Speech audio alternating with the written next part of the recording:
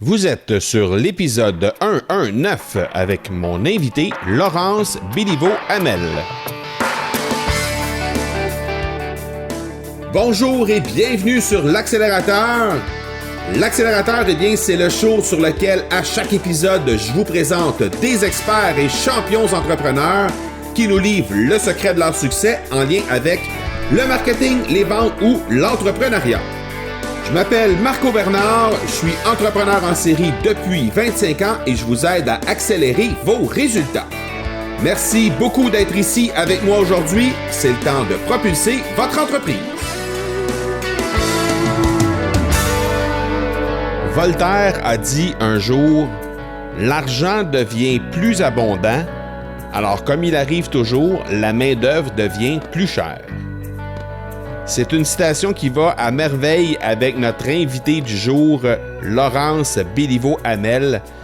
Laurence œuvre dans le domaine du recrutement à l'international et elle vient régler, en tout cas, elle vient essayer de régler le problème de pénurie de main-d'œuvre grave qu'on a dans certains domaines ici au Canada, entre autres chez Production Extrême, dans mon autre entreprise, qui est une entreprise familiale. Cette entreprise-là a un besoin criant de main-d'œuvre, surtout pour les opératrices, opérateurs de machines à coudre. C'est des choses qui... c'est de la main-d'œuvre qu'on a beaucoup de difficultés à trouver ici au Canada. Donc, on est obligé de regarder du côté de l'immigration pour être capable de pourvoir à nos besoins à ce niveau-là. Donc, Laurence aide particulièrement aux entreprises comme la mienne là, qui a besoin absolument de recruter à l'étranger. Elle a œuvré dans le domaine du recrutement de l'emploi avec quelqu'un d'autre avant de se lancer elle-même sa propre entreprise l'an dernier avec un associé. Alors, l'entreprise s'appelle Oui Recrutement, donc W-E Recrutement. Elle accepte les demandes des gens qui désirent venir s'installer ici au Canada et venir travailler ici, autant que les employeurs qui ont besoin de main-d'œuvre également. Donc, vous pourrez, à la fin de l'épisode, avoir évidemment accès aux liens pour rejoindre Laurence Béliveau-Hamel si jamais c'est un besoin pour votre entreprise. Donc, vous allez avoir la chance de jeter un œil sur ces liens-là.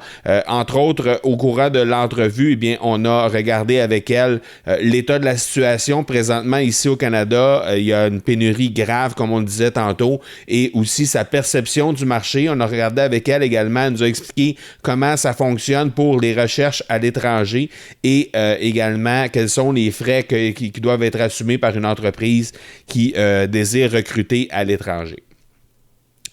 Le fan de cet épisode, eh bien, c'est Stéphanie CM et elle a eu la gentillesse de venir me saluer sur LinkedIn et elle m'a laissé un mot qui allait comme suit. J'ai effectué un tour de vos plateformes. Vous faites vraiment un travail intense qui doit être passionnant. Vos posts sont de plus en plus intéressants. Je tenais à vous le signaler.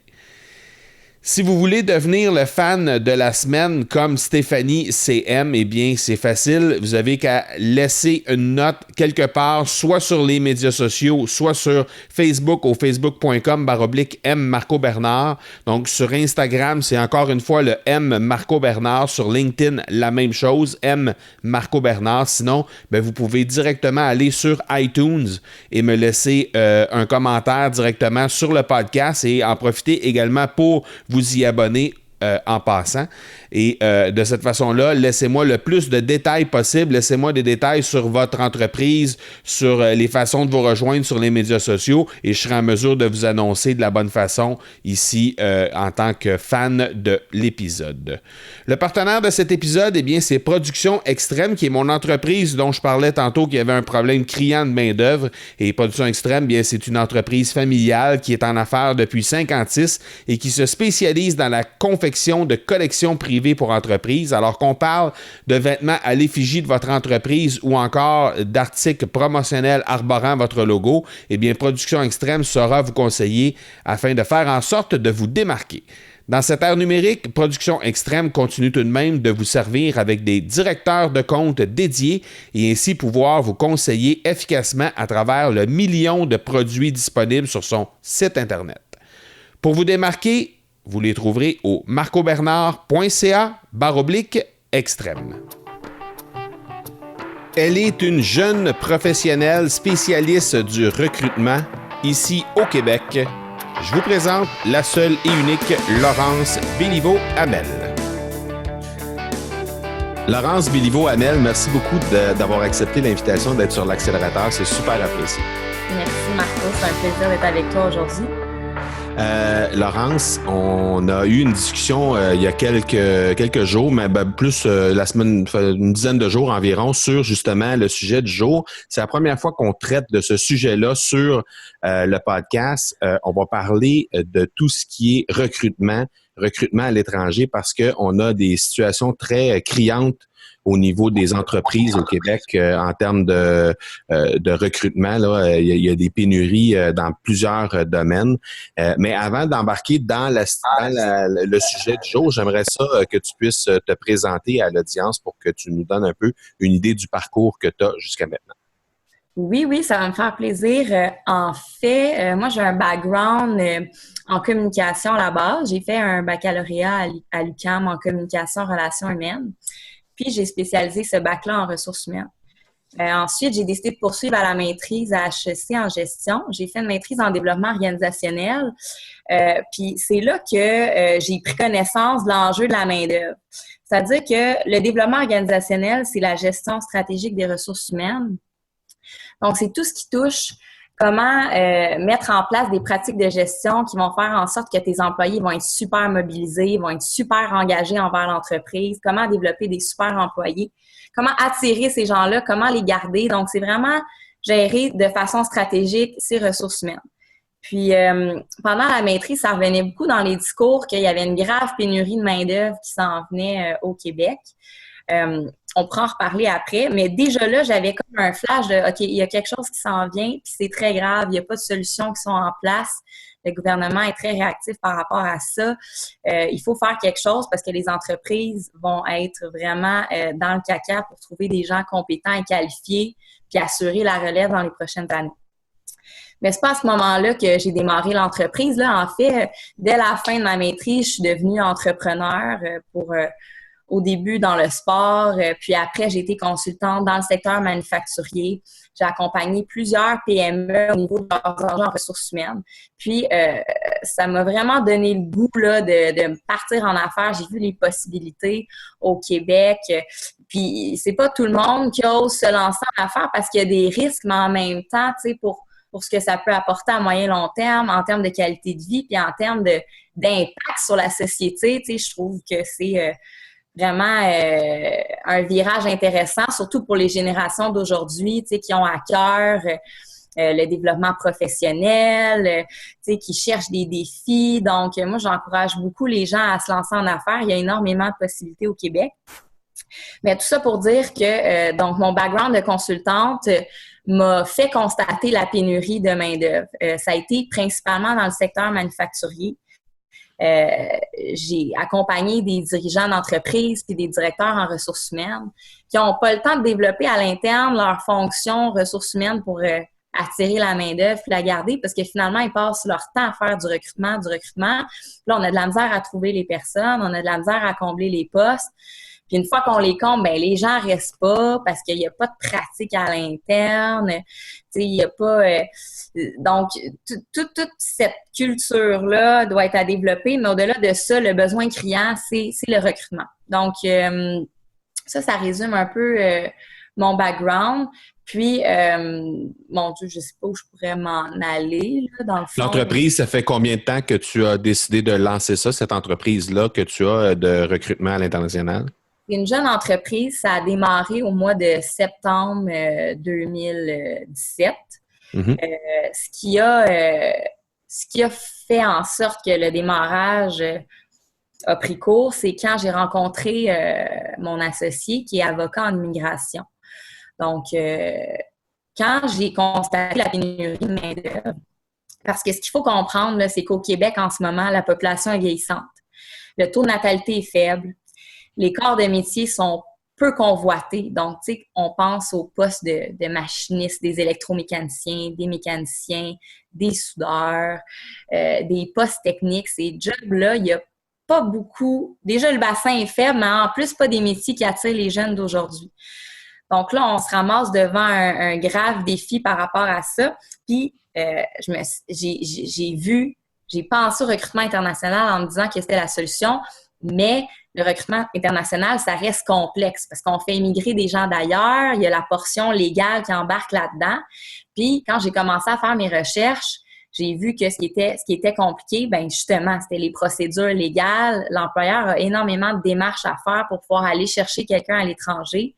Puis c'est là qu'il y a mon associé, qui est avocat en immigration, dès que je l'ai rencontré, je me suis dit, OK, ça me prend cette personne-là dans mon équipe pour assurer de livrer le service puis de prendre en charge l'ensemble du processus pour que finalement l'employeur puisse dormir sur ses deux oreilles puis sache que, oui, on recrute les bonnes personnes, mais on s'occupe de les faire immigrer puis de les intégrer au Québec. Donc, c'est un peu ça. OK. Là, comme tu sais, nous, on est dans mon entreprise familiale, dans laquelle je suis avec mon père et mon frère. On a une situation très criante au niveau de la main-d'œuvre. On est dans le domaine manufacturier, on a de la difficulté à recruter des couturières, donc c'est quelque chose, c'est un poste, là, c'est un emploi qu'on a de la difficulté à avoir au Québec parce que jadis, il y avait encore des cours qui se donnaient, il y avait encore des formations qui se donnaient pour que les gens apprennent à devenir couturières, chose que maintenant, on a beaucoup de difficultés à trouver et il n'y a plus de formation qui se donne. Donc, concrètement, dans votre cas, à vous autres, comment ça se passe, la recherche en rapport avec... j'imagine qu'on n'est pas seul là-dedans. Là. J'imagine que tous les métiers professionnels, que ce soit toutes les main-d'œuvre un peu plus spécialisées, là, c'est des choses que parfois, il doit y avoir une pénurie à ce niveau-là. Donc, il y a des recherches qui se font à l'étranger de la part de votre part à vous autres pour aider les entreprises. Mais concrètement, comment ça se passe pour une entreprise qui désire faire des recherches de cette façon-là? Oui, bien, en fait, ce qu'il faut regarder, c'est le poste qu'on va aller chercher. Tu sais, je prends exemple, une couturière, ça ne fait pas partie de la liste des demandes de traitement simplifié. Ce que je veux dire par la liste des demandes de traitement simplifié, c'est que le gouvernement a établi une liste de 97 métiers qui sont en pénurie actuellement au Québec. Ces métiers-là sont dans tous les secteurs confondus, que ce soit dans le secteur des technologies, l'information, dans la gestion, que ce soit dans le manufacturier, dans la restauration, dans les secteurs de la santé. C'est extrêmement large. Et si on va aller chercher pour un poste qui figure parmi cette liste, ben c'est ça. On a le droit à une demande de traitement simplifié, c'est-à-dire qu'on va sauter certaines étapes du processus. Je pense à ton poste de couturière. Couturière ne fait pas partie de la liste. On peut quand même aller à l'étranger. La seule différence, c'est qu'il faut afficher au Québec et au niveau national pendant une certaine période pour prouver qu'il n'y a pas de bassin pour combler ces postes-là. Donc, la première étape, c'est de voir si le métier figure parmi la liste. Bon, ensuite, comment on fait?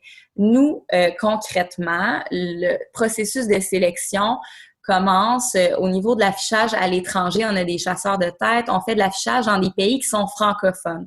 Donc, pour favoriser la mobilité de gens qui parlent la langue, puis pour amener ce mouvement vers la diversité, je crois que c'est essentiel d'aller chercher des gens qui parlent la langue. Donc, nous, on a des bassins qui se situent principalement au Maghreb, donc Maroc, Tunisie, Algérie. Ensuite, on a des gens qui sont en France et on a aussi des gens au Cameroun, au Sénégal et en Côte d'Ivoire. On a vraiment une belle diversité de main-d'œuvre, des cultures qui sont très différentes d'un endroit à l'autre. Donc, comment ça se passe? Donc, nous, on va aller chercher les gens qui correspondent à la description de poste de l'employeur. À ce moment-là, le processus de sélection est extrêmement rigoureux. Je veux dire, on peut pas prendre le risque de faire immigrer quelqu'un avec qui on n'est pas sûr si ça va fitter, tant dans l'entreprise, tant au niveau des compétences. Donc là, la première entrevue, c'est la présélection. Et à ce moment-là, on valide les motivations à immigrer, d'une part. Puis d'autre part, on va voir le fit de culture. Donc, il faut que la personne ait une capacité d'adaptation, une ouverture. Il faut qu'elle comprenne un peu la culture du Québec. Donc, je te dirais que la première entrevue, là, on rentre même pas tant dans les compétences. C'est vraiment une première impression. On voit si la personne pourrait justement être une personne potentielle qui va s'adapter au Québec. Ensuite de ça, là, la deuxième entrevue, on rentre dans les compétences. Mais là, on questionne les aspirations de carrière de la personne, dans quel genre d'entreprise elle se voit travailler. Tu sais, quand je pense à un Français qui a déjà une bonne job, oui, il veut immigrer pour avoir une meilleure qualité de vie, mais la personne super compétente qui a un bon poste va vouloir aller dans quelque chose de semblable ou de mieux. Donc, tu sais, c'est vraiment questionner la personne sur quelles sont ses attentes. Une fois qu'on a fait ça, qu'on comprend bien la nature de ses intentions, bien là, il faut valider au niveau pratique. Donc, on va pousser la sélection au point où on va demander aux candidats de faire des vidéos d'eux, si c'est un métier très technique, par exemple des soudeurs. Les soudeurs vont se filmer en train de faire la technique de soudure demandée par l'employeur. On a des partenariats avec les centres de formation un peu partout. Puis, il peut y avoir des tests théoriques aussi. Donc là, on va vraiment faire tous les tests possibles pour s'assurer que la personne a les compétences pratiques. Il y a aussi des tests psychométriques qu'on peut faire. Donc là, on a d'autres partenariats à ce niveau-là qui font en sorte qu'on peut valider le profil de la personne. On peut faire des fits avec l'équipe de gestion de l'entreprise d'ici, voir s'ils sont complémentaires, voir si la personne a cette capacité d'adaptation-là, quel est son niveau de réaction par rapport au stress. Donc, c'est tous des choses qu'on peut valider pour s'assurer de vraiment trouver la bonne personne. Une fois qu'on est passé par ces étapes-là, c'est là que l'employeur embarque en jeu. Donc là, c'est à lui de voir s'il y a un fit entre lui et le candidat. Tu sais, l'intérêt doit autant être auprès de l'employeur qu'auprès du salarié. Donc là, on les laisse aller, font une entrevue, l'employeur doit autant se vendre que le candidat finalement pour voir si l'intérêt mutuel est là. Puis, là, une fois que la décision finale est prise, que les deux candidats s'entendent pour dire oui, on va de l'avant avec l'immigration, bien là, on embarque dans la procédure d'immigration. Je ne sais pas si tu veux que je t'explique un peu comment ça fonctionne. Oui, vas-y, oui. Parfait. Au niveau de la procédure d'immigration, ce que l'employeur doit faire d'abord, c'est une étude d'impact du marché du travail. C'est un gros document qui prouve qu'il n'y a pas de bassin, justement. Et dans cette étude-là, il va inscrire le nom du candidat qui va aller recruter. Donc, on dépose ce document-là au gouvernement. Il y a un délai de traitement qui fait en sorte que c'est une démarche qui prend 4 à 6 mois au total. Fait que, pensez-y bien, mais en même temps, si vous voulez passer à l'action, si vous cherchez quelqu'un là dans votre poste, ben vous êtes mieux de commencer la demande maintenant parce que ça va prendre plusieurs mois avant de faire venir la personne. Donc là, il y a l'étude d'impact du marché du travail. Une fois qu'on reçoit l'accord du gouvernement, oui, c'est beau, tu peux aller à l'étranger chercher le candidat pour lequel tu as suscité de l'intérêt. Bien là, on embarque dans la demande du permis de travail. Donc là, on va travailler en collaboration avec le candidat pour avoir ces informations. Donc là, ça prend son permis de travail, son certificat d'acceptation du Québec. Encore une fois, au niveau des délais, ça dépend du pays dans lequel on va recruter. Si on va en France, bien, il y a des accords avec la France qui font en sorte que les délais de traitement pour un permis de travail, c'est 3 semaines. Si on va au Cameroun, c'est 5 semaines. Si on va au Maghreb, c'est 15 semaines. Ça dépend d'un pays à l'autre. Donc, la personne va recevoir son permis de travail. Puis, ce qu'il faut comprendre, c'est que c'est un permis de travail qui est fermé. C'est-à-dire que la personne qui immigre a un contrat avec cet employeur-là et elle doit travailler pour cet employeur-là jusqu'à temps qu'elle obtienne sa résidence permanente. Puis là, la résidence permanente, encore là, il y a des délais, environ 2 à 3 ans. Donc, on sait que la personne qui immigre va rester 2 à 3 ans pour l'employeur. Donc, le levier de rétention qui est difficile à avoir au Québec, bien là, cet enjeu-là est mis de côté. On sait que la personne va rester. C'est un incitatif pour aller vers l'international aussi. Ouais. Ça, c'est un incitatif, mais l'autre incitatif, c'est que les gens qu'on recrute à l'international sont extrêmement motivés de venir travailler au Québec. Eux voient ça comme la possibilité d'avoir une meilleure vie, une nouvelle vie. Donc, ces gens-là, reconnaissant d'avoir un travail, travaillant, vont clairement être je veux pas dire qu'ils vont être plus performants que les Québécois que tu aurais ici, c'est pas ça que je dis, mais tu t'assures d'avoir des gens qui sont vraiment là, tu sais, pour les bonnes raisons. Il y a une Donc, motivation supplémentaire, là. exactement, exactement. Donc c'est ça. Une fois que la personne obtient son permis de travail, là, on embarque dans la troisième étape du processus. Donc, la première étape, c'est le recrutement, trouver les bonnes personnes, obtenir un accord mutuel pour que les deux parties travaillent ensemble. Ensuite, la deuxième étape, c'est l'immigration au niveau légal. Et là, la troisième phase, c'est l'intégration. Donc là, au niveau de l'intégration, on parle de toute la logistique d'accompagnement pour intégrer la personne dans sa nouvelle communauté. Donc là, c'est quand même une autre grosse portion du processus. Là, il faut trouver un logement pour les personnes. Il va falloir aller les chercher à l'aéroport, les accueillir, les acheminer vers leur logement. Mais au-delà de ça, il faut ouvrir leur compte bancaire, carte d'assurance sociale, carte d'assurance maladie, téléphone, hydro. Tu sais, il y a énormément de choses qui entrent dans cet aspect-là. Il y a une intégration au niveau social, leur expliquer comment ça fonctionne, leur expliquer que l'hiver, il fait moins 40, puis que ça prend un manteau bien chaud, parce que ceux qui arrivent du Cameroun, je suis pas sûre qu'ils savent à quoi ça ressemble, même si on leur dit qu'il fait fret. Donc... Juste, j'ai une question par rapport à ça. Quand tu dis « on les intègre »,« on va leur présenter tout ça », c'est vous qui vous occupez de ça? C'est une excellente question. En fait, il y a deux possibilités. Ça peut être à la discrétion de l'employeur. Ça peut être l'employeur qui prend en charge cette portion-là du processus. Encore là, c'est important de s'assurer que l'employeur a les outils nécessaires pour le faire et le temps, qu'il a les capacités à l'interne, puis qu'il s'assure d'être de bonne foi par rapport à ça, puis de faire les choses en bonne et due forme pour être sûr que la personne s'intègre. Et nous aussi, on peut le prendre en charge. C'est un service qu'on offre. On a une équipe complète qui s'occupe de justement offrir tous les services d'accompagnement qui vont faire en sorte que la personne va arriver puis va déjà se sentir chez elle. Okay. Cette étape-là est cruciale dans le processus. C'est oui. Condition de succès, là, si la personne ne s'acclimate pas.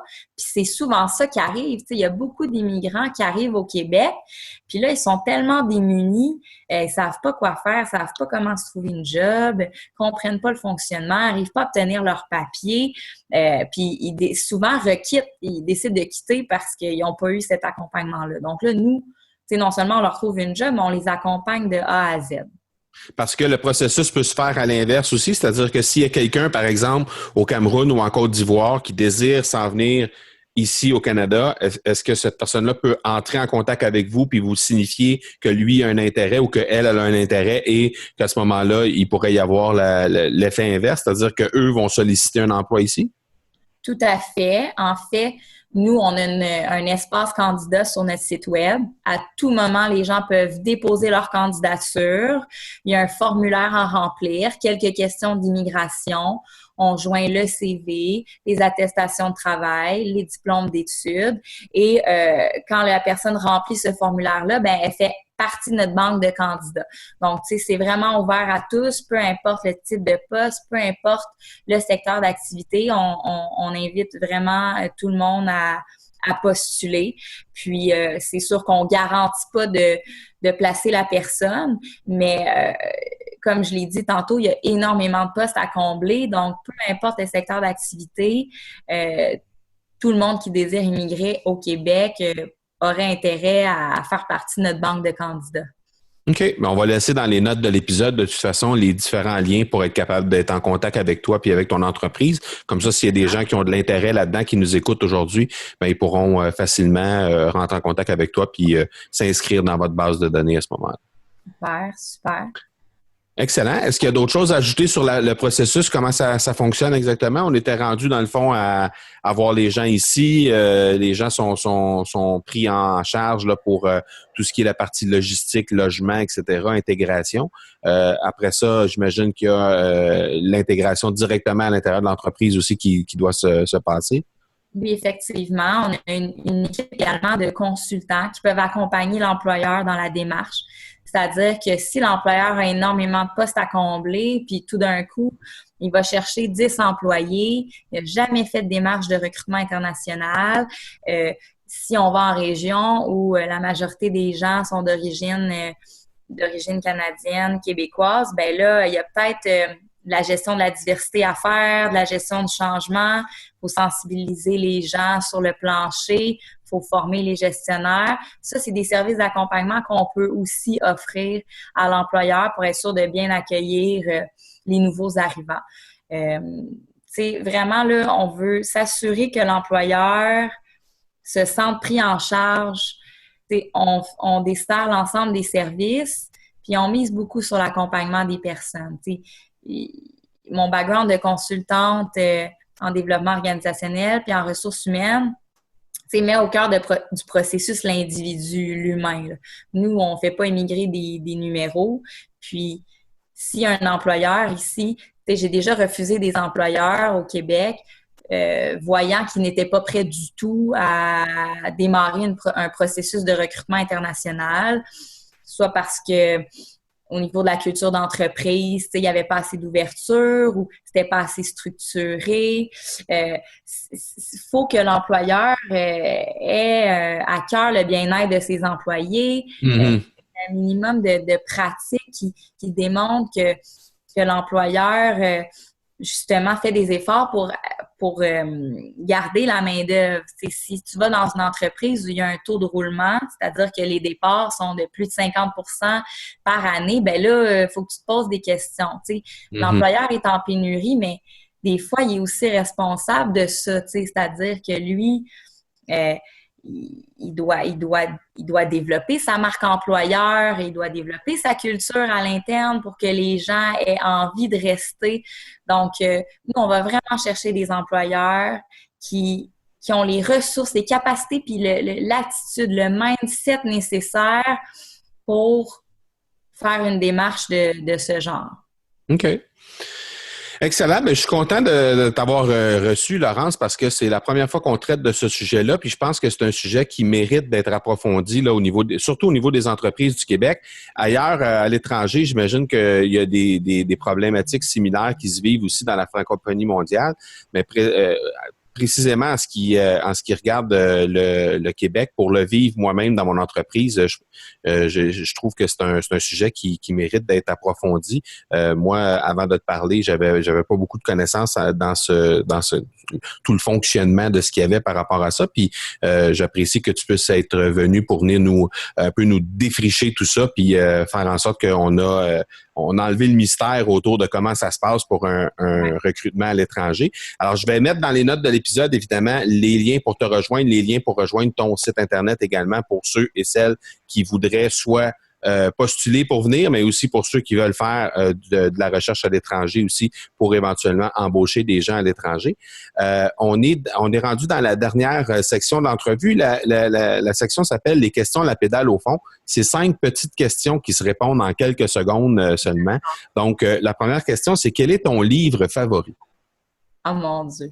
Mon livre favori. Ben là, il y en a beaucoup trop. Je peux pas répondre à cette question-là. Je veux dire, la lecture, je pense que c'est essentiel pour s'ouvrir, justement, pour remettre en question un peu ce qu'on vit au quotidien. Les livres sont tellement riches, je peux pas répondre à la question. Est-ce qu'il y en a un qui t'a marqué plus particulièrement, disons, dans la dernière année, par exemple, un livre que tu as lu là, qui aurait vraiment eu un impact majeur sur soit le lancement de ton entreprise ou soit des réflexions que tu as eues en tant qu'entrepreneur là, dans la dernière année? Je dirais que Elon Musk a été une source d'inspiration assez importante pour moi. Puis je le conseille à tous les entrepreneurs là, qui justement là aimerait se partir en affaires. Puis, tu sais, ça peut être difficile de croire en soi, mais tu sais, faut se dire que tout est possible. Exact. OK. L'outil numérique que tu utilises le plus souvent ou que celui qui t'est favori? Mon outil numérique préféré? Bien, je te dirais que LinkedIn, en ce moment, est très présent dans ma vie au niveau de la visibilité que ça peut apporter. C'est un vecteur de communication extrêmement puissant. OK. Le conseil que tu donnerais à toi-même d'il y a 5 ans? se faire confiance, suivre son instinct. Suivre son instinct dans la vie en général, que ce soit au niveau professionnel, personnel. Souvent, là, sa petite voix intérieure, là, il faut apprendre à l'écouter parce que c'est souvent cette petite voix-là qui a raison puis qui nous fait prendre les bonnes décisions. OK. Quel est ton plus gros défi pour les 12 prochains mois? Pour les 12 prochains mois, devenir une référence en termes de recrutement international. C'est un beau défi, ça. Et dernière question, comment est-ce que tu accélères de plus en plus tes résultats chaque jour? Comment tu accélères? OK, bien là, ça, je pourrais te donner plusieurs réponses. Je pense qu'en tant qu'entrepreneur, la gestion du temps, c'est essentiel d'organiser ses journées, de se faire des listes, des checklists de choses à faire.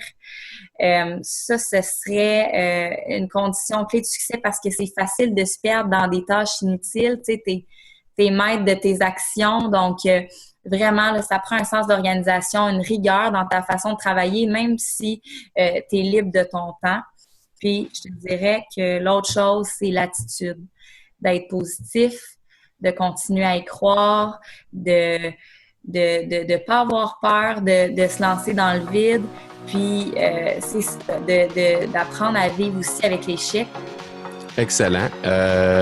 Laurence Béliveau-Hamel, un gros merci d'être passé sur l'accélérateur. C'est super apprécié. Je vais mettre, comme j'ai dit tantôt, dans les notes de l'épisode, tous les détails pour être capable de te rejoindre. Merci beaucoup d'être venu traiter de recrutement à l'international avec nous et puis on se reparle très bientôt. Merci à toi pour l'invitation. Oui, à bientôt, Marco. À bientôt. Ciao. Bye. Un gros merci à Laurence Béliveau-Hamel pour son temps et sa générosité et aussi pour être venu nous entretenir sur un sujet dont on n'avait absolument pas parlé encore depuis, en fait, dans les 118 premiers épisodes de l'accélérateur. Et Dieu sait que c'est un sujet qui est particulièrement criant et important. Donc, pour le volet entrepreneuriat de l'accélérateur, c'est particulièrement intéressant. Alors, je pense que vous allez avoir peut-être pris des notes pour ceux et celles qui ont besoin de main-d'œuvre, des gens qui dirigent des entreprises ou encore des propriétaires d'entreprises qui ont besoin de main-d'œuvre. Peut-être vous avez pris des notes. Vous allez pouvoir regarder également dans les liens de l'épisode, encore une fois, pour obtenir les liens pour rejoindre Laurence Béliveau-Hamel. Donc, n'hésitez surtout pas à entrer en contact avec elle afin de discuter de vos besoins ou encore, si vous avez des questions sur un peu comment ça fonctionne, si vous voulez approfondir le sujet, elle est toujours disponible. Voilà donc qui termine cet épisode 119. C'est l'heure de propulser votre entreprise avec ce que Laurence Béliveau-Hamel nous a partagé aujourd'hui. Je vous donne rendez-vous vendredi pour l'épisode 120. D'ici là, soyez bons, soyez sages et je vous dis ciao!